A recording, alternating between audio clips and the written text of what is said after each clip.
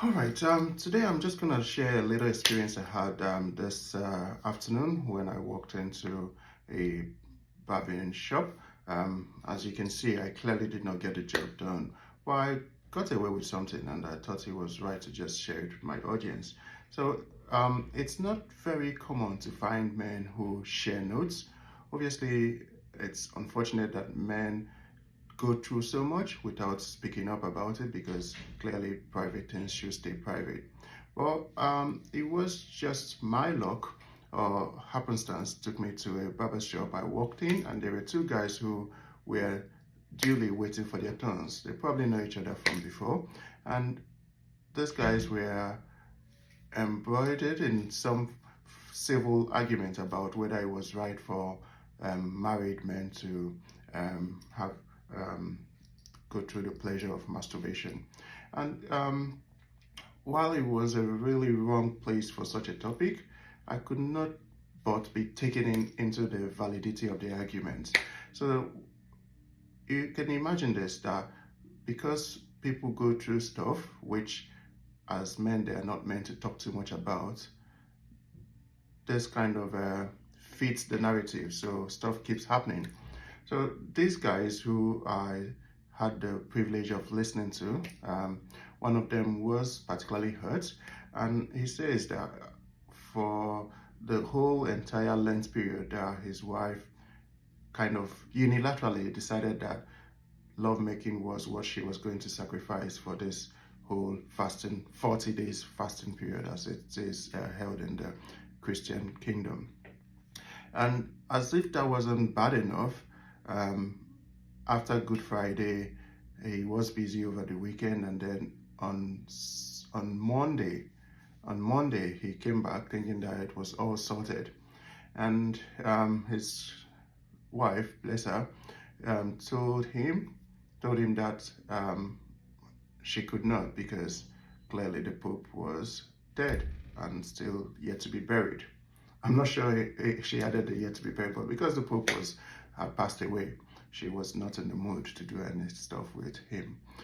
And it broke my heart that such valid, it's a valid excuse, but for such valid excuses to be held without consent from your partner, it shows how high-handed some people can be. And this could go both ways. Now, having gone past the argument, the guy was saying that, well, it is in the man's right to pleasure himself however he wants to. Obviously, it's not the woman who decides when and how his own body parts can be used. But this is, again, not trying to undermine the fact that there might be other things that have happened in the background. I appreciate the fact that women are hormonal. I appreciate that they've got a huge toll of things on their minds, maybe dealing with kids, maybe dealing with other household stuff. Maybe they've been upset by something either at work or in the house, or there are grudges that the man hasn't really attended to. But be it as it may, if a woman is not into you, whether it be your wife, whether it be your babe or your girlfriend, she will find very good reasons why you are not just the one who turns her on. It's as simple as that, and you cannot obviously force your way on her. It's never going to be allowed. So in the climes that we live in, yeah, people can go from it's too early, it's too late. And the other guy, before I forget, the other guy who also was trying to contest the fact that men or married people should not pleasure themselves with stuff like masturbation.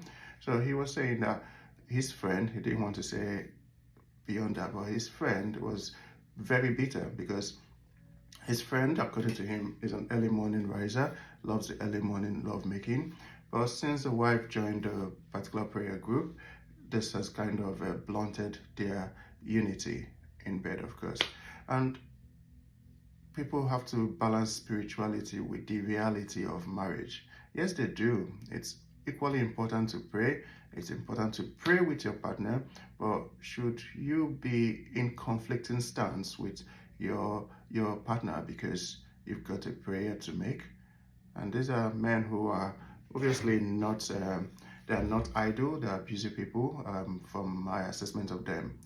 But the underlying thing is this: I think men see lovemaking as an escape. Okay, I think men would rather be with someone who they've got a guaranteed affection for and get some affection in return from. Women, however, most women, or some women, let me be a bit more kind, some women see love making as a reward. They see it as something to be shared with the man if he has ticked all the boxes, and these boxes are a lot, and they can range from one end to the other depending on what season the lady is in. Is she past her prime, like past her menopause, or is she premenopausal, or is she? It depends. It can be all forms of reasons why it cannot be made to happen. So typically, I sat back and I weighed both sides of the argument. Is a man who has been serially denied, who perhaps has become more vulnerable in the light of this series of denials, is he entitled to seek pleasure by himself, for himself, and with himself? Or does he have to go for a marriage class to find a way to make his marriage work?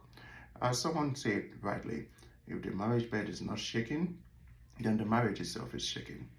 It's that simple. But what do I know? I had to leave the barber shop because clearly this argument delayed, because the barber eventually got involved. It delayed the process, the proceed of things, and it was I had to come in for my clinic.